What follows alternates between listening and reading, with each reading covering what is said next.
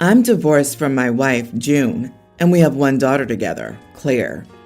We divorced on bad terms after I lost my job on the global issue. I came home to an empty house and received a note saying she needed someone who could give her the lifestyle she and Claire deserved. I didn't see Claire for a while because of the restriction on court proceedings during that time. However, I was one of the lucky ones who came out of the global issue better than I went in, and I'm now in fantastic financial shape. I now have 50% custody of my daughter, and I'm trying to make up for lost time. This means, since the world has opened up again, as long as Claire does well in school and helps with her chores, the weekend she's with me, we'll do whatever she wants. Usually things like museums, movies, nearby national parks, festivals in our city, etc. Yesterday, I went to pick up my daughter from school, and June and her husband were waiting there and asked to speak to me. They said the business he used to run took a massive hit during the global issue and has never recovered, meaning that they've had to scale their lifestyle back significantly, including June getting a job. They then informed me that June was pregnant, and they didn't want my spoiling Claire to affect the relationship between the two kids, as they couldn't do the same for their baby. I told them I didn't intend to change how I raised Claire because she was a great kid and deserved to be rewarded for her good behavior. The conversation devolved from there, with June finally screaming at me that I was just some darn Disneyland dad using his money to get back at her. At the time, I didn't think I was wrong. Still, since talking to my girlfriend and some friends in child education, I'm wondering if I am the idiot for setting my daughter and her half-sibling up for conflict. Not the idiot. She left you because of money issues, and now she has money issues with her replacement husband and is reminded of what she's done every time her daughter gets time with you. Good on you for not changing how you raise your daughter because of your ex's poor decision-making. Tell her you're simply giving Claire the life she deserves. Good one. Petty and exactly what she threw in your face. OP's daughter shouldn't suffer because her mom thought the grass was greener, but it turned out to be AstroTurf. Why should you or your daughter suffer because her mother and stepdad are financially unwell? It'll also take years until the newborn child realizes that its half-sister gets treatment other than itself. I agree. By the time your daughter's half-sibling can understand how you prefer your daughter, she'll probably already be an adult. There's always going to be some disparity in blended families because the children have different parents and grandparents with different means. Keep in mind that anything that you give your daughter that she takes home to her mother's house that can be used by the other children in the family, primarily electronics, will cause headaches. Your wife and her husband may demand your daughter share it. Just curious, how quickly did June marry her new husband after divorcing you? Seems like the whole "you can't give us the lifestyle" was just a BS excuse to marry this new guy she thought was rich. But either way, she really took the "for richer or poorer" part of her vows to heart with you, didn't she? Karma's a witch. You sound like a great dad. And too bad. It's so sad for June. I hope you get more custody time with your girl. You deserve it. What I think the ex-wife really is afraid of is the new baby daddy's butthurt ego about being the lesser provider, and the new baby growing up asking some tough questions she won't be willing to answer truthfully. Sounds like your ex is regretting her life choices. I've been taking my tween stepdaughter to dance classes for 4 years. I drive her every week, and my husband, her dad, and I pay for every single fee associated with her dance school. This year, her end-of-year recital lands on her mother's custodial time. Her mom is committed to taking her to the show. I volunteered to be backstage parent, managing the class backstage when they weren't performing, helping with hair and makeup, etc. I did this for the last 2 recitals, and my stepdaughter loves having me there to hang out and support her. The dance school told me yesterday that my stepdaughter's mother asked them to remove me as a backstage parent and put her in. They agreed to do it without discussing it with me first, because she basically told them it was her custodial right. To be clear, nothing in their court order says anything that would prevent me from being able to be around her, even though she's not in Dad's custody. Mom and I have a history of high conflict. I believe she's trying to remove me because she doesn't want me to spend any extra quality time with her daughter. She hates me and my husband. If you're wondering, I have nothing to do with why she and my husband never worked out. I could bow out and accept this because I'm not the biological parent, but it breaks my heart because I love being there, and dance is my thing with my stepdaughter. Am I the idiot if I reminded the school who their paying customer is and asked them to go back on the decision and advocate for me? I want to fight back and give them all the context so they understand why I have the right to be there, but I also don't want more conflict with the mom, who would be upset if the school had my back. If you're wondering, I don't think she would go to the lengths of not taking her to the recital over this, because she must know that would be devastating to her daughter, who's worked hard to prepare for her performance. I don't know what the best way is for this to play out. Edit. My stepdaughter has a wonderful relationship with me and asked me if I would be her backstage parent again, because she had so much fun with me for the past 2 recitals when I did it. However, I think she wouldn't mind her mom being there either, even though she's never been involved with her dance life. Despite our drama, we do a good job of shielding the child from the conflict, so she would be happy either way. You are the idiot. The recital is during mom's custodial time. Doesn't it make sense that she might want to experience that with her daughter too? Why are you assuming it's a vendetta against you? You should attend the recital and kindly explain to your stepdaughter that you will be there, but her mom wants to be the backstage mom. Don't drive a wedge between them, and make sure your stepdaughter knows you still love and support her. Don't alienate her from her mom. She shouldn't have called the school behind your back. She pulled rank, and that wasn't right. However, you need to accept that although you and your husband pay for these classes, you don't have ownership over the activities. She doesn't want to share her parenting time with you, and she doesn't have to. You're the stepmom, but she's the mom. If she would prefer that you step aside during her parenting time, that is what should happen. Your husband can enforce the same boundary during his parenting time. Update. I called the dance school but did not have them change their decision. I gave them all the context. I should have clarified in my original post that she lied to them and implied I wasn't legally allowed to be there on her time, which is not true. The owner of the school says he feels completely manipulated by her mom. He apologized. He offered to make it right and said he and his wife, the co-owner, were comfortable reaching out to mom and telling her that I'm the backstage mom. They also said it would never happen again. I told them I really appreciated that they were owning up to how it went down, but I told them I'd rather take the high road and leave it at that. I told them not to reach out to mom. Let her have it. I also apologized for them having to deal with drama that should have been handled by our family privately. The only thing that matters to me is that my stepdaughters had a wonderful experience. I could have won this, but it wouldn't have been worth it if that created even an inkling of stress for my stepdaughter on her big day. My plan is to tell my stepdaughter, hey, I know I'd said I'd be backstage this year, but great news, your mom wants to do it. You guys will have so much fun together. I'm glad she'll be there for you. Then I'll be in the audience with a bouquet of flowers and a huge smile on my face. Thanks to everyone here, even the idiots. LOL. I, 26 male, lost my wife, Annie, over a year ago when our 2 children were only a toddler and a preschooler. She was only 25. I lost my own mom when I was 5, so I've been where my children are, and my heart aches for them as well as for myself and for Annie, who so desperately wanted to be here for our kids. She lost her own dad when she was 6, so the reality of history repeating her hit her incredibly hard before the end. I vowed to her, to myself, and to our children that I would not make the same mistakes my dad and her mom made in the aftermath.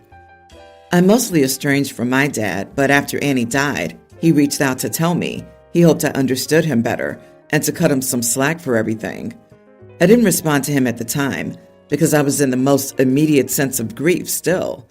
Today it's still raw, but I'm in therapy to try and find peace in my life. He reached out to me a few more times and apologized for his initial message. We met up a few days ago per his request. Once he realized I still wore my wedding ring and was still grieving, he tried telling me I needed to move on and start looking for love again. This led to tension in the meeting, and I told him to drop it or else. That's when he started saying he hoped I would see why he remarried so fast after my mom died, why he was so happy with his second wife, and why he felt I needed a mother like he was so sure I felt my kids needed. I hated him for being happier and loving his second wife more, but I should understand better now.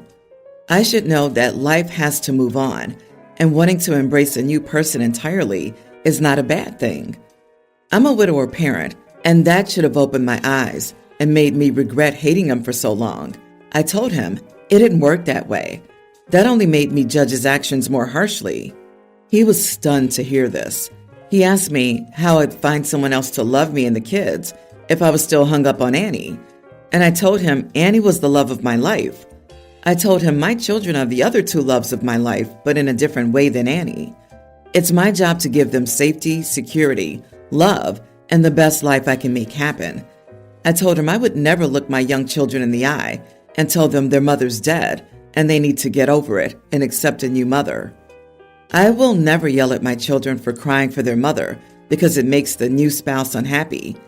I told him I'm not looking to give them a new mother. I'm looking to provide them with the best version of the dad they have and the best out of this crappy life we've been given. I told him I would never rub it in their faces the way he did to me, that I loved someone else way more than I ever loved their mom. I told him I understand grieving and needing to focus on yourself, but not hurting your children by trying to erase the parent they love. He called me an idiot and I left, and I wondered if I was too harsh. Am I the idiot? Not the idiot, maiden, you know it. You owe him nothing, while you owe your children, as you said, the best version of yourself. Your father truly has some nerve to come over and tell you how to grieve, rubbing in how he loves his new wife more than your mother. That's blatantly evil. My condolences for all the hardship you've had to endure. The fact that in the face of OP going through the loss of his wife, his dad's first message to OP is basically an I told you so type of message speaks volumes. Some people experience pain, which builds empathy for them. Others experience pain, and they decide no one's allowed to say it hurts because it hurts for them. Peace to you, my friend. Decades have passed, and your father still sees himself as the victim. He was cruel because it suited him to be so. You were not cruel, but you were honest. He used his power to diminish you, and you're using yours to shelter your children. Maybe lose his number. Dad is selfish. Stay low contact until he has something positive to add to you and your children's lives. My friend is terrible with money. He's always broke and never had a real job. He comes from a well-off family and lives off allowances, about $1,000 a month, despite being 24 years old. About a year back, he borrowed $100 from me to pay to go clubbing or whatever. The dude texted me while I was pulling a 16-hour night shift. I told him to pay me back within a month and transferred the money. I asked for my money back exactly 1 month later, but he said he had no money. Months went by, and I stopped asking for my money back as it was a lost cause. He's the type of dude who can't save money at all. He'd get $500 from his dad and blow it within a day or two. I simply refused to give him any more loans. Last week he texted me and asked for a $1,500 loan and promised to pay me back in installments. He told me he would pay me half the money he gets from his dad until the debt is paid. He wanted the money for a new iPhone. I told him that literally every mobile carrier offers 0% and 0 down contracts, but his credit is so bad that he can't even qualify for that. So I told him that I would loan him the $1,500 if he paid me back the $100 he owed me first. Of course, I'm not a fool and had no intentions of even lending him $1. He agrees and transfers me $100. I got a request for $1,500 from him the next day. I declined and told him I wouldn't ever loan him a dime. I told him to get his act together. Either stop blowing your money or get a job. Of course, he goes on about how I scammed him and that I act like a female. Not the idiot. You act like a female? What the heck does that even mean? I have to appreciate his nerve. He sends you a request? My foot. This is karma at its finest. Good job on getting your money back. That was clever. Of course, he's not going to listen to your advice to get his act together. At this point, I would block him. He's just being a nuisance. A serial scammer gets scammed, asking to borrow money from someone with no real intention of paying it back, whether it's $100 or $1,500, is a scam. Bad credit is not limited to a credit score. You can develop bad credit with family, friends, and females as well, and it sounds like he's done just that. Good on you for not enabling his poor money management. Your friend's supposedly rich family won't loan him the $1,500? LOL. Why should you? That's what I tell him. And his credit is so bad, he can't get the most basic financing for a phone? Again, if he can't pay back a business that reports his behavior to financial institutions, then he certainly won't pay you back. Also, what the heck? He has no job at 24, but he has money for parties. He is clearly incapable of functioning like an adult. If the roles were reversed, he wouldn't help anyone else out. Clearly. I, 34 male, have been married to my wife, Michelle, 32, for 4 years, and we've been together for 6. Michelle also has an older sister, Sharon, 34. Sharon and I were close friends growing up because we had the same interest. She was into sports. We did the same activities together, etc. We were pretty much best friends, and I sort of considered her more like my own sister or an extension of me because we were both so similar. We even pursued the same field in college. We dated many different people, but never each other because we were basically like siblings. I never really spoke with her sister Michelle during our teenage years because she was 2 years younger, and we also had nothing in common. However, a few years after Michelle graduated college, we started talking more often because there was a sort of romantic attraction and tension there. I asked her out shortly after. We dated for a couple of years and we married. We also have 2 children now. Through all of this, Sharon was really happy for both of us, and she thought we were perfect for each other. A few months ago, Sharon called me to her apartment because she wanted a serious chat. She basically admitted that she had feelings for me for a long time and that she knew it was wrong. She was crying really heavily, and she said she didn't want to ruin my and Michelle's lives, but she had no one else to talk to about this.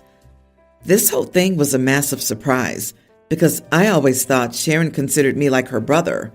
I told Sharon that I wouldn't tell Michelle about this because it would really ruin their sibling relationship and the entire family dynamics. I also told Sharon that she needed to go to therapy to address these feelings, but that I would always be there to listen to her. Sharon has started online therapy, and we've maintained our distance. Still, she occasionally comes to me to talk about her therapy progress. Am I the idiot in how I'm handling all this? Oh man, if your wife finds out that you kept this from her, she's going to assume the worst, and this little secret will totally blow up in your face. Don't you think she deserves your honesty? Why are you loyal to the sister instead of your wife? You are the idiot if you keep this from her. Exactly, dude. That was what I was thinking the whole time I was reading. It's not a good idea to be the person she leans on either. He's breaking his wife's trust by keeping secrets from her and putting herself in a position to be manipulated by the sister. She's in therapy because she has feelings for him, and then he entertains her and allows her to use him for emotional support. It's an absolutely stupid move.